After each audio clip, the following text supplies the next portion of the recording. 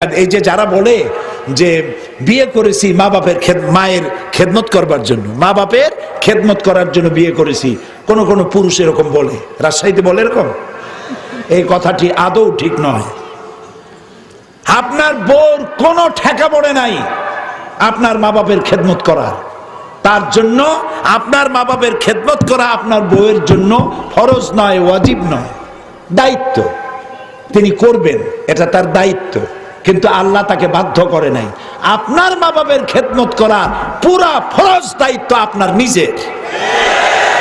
বরং স্ত্রীকে দিয়ে আপনি খেদমত করতে বাধ্য করতে পারবেন না।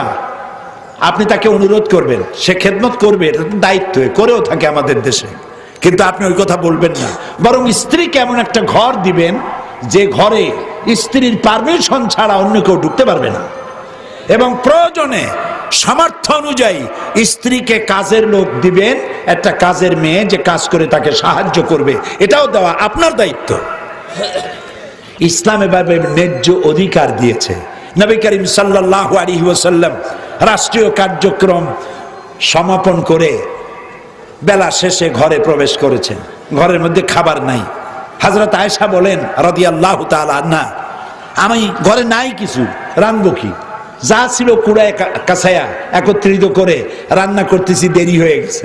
রাসূল ক্ষুধার্ত, ঘরে ঢুকে আমার দিকে রান্না হয় নাই এই দৃশ্য দেখে ভ্রু কুঞ্চিত করেন নাই,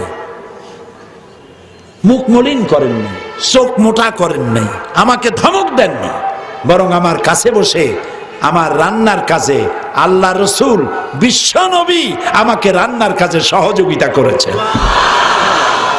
এটার নাম ইসলাম।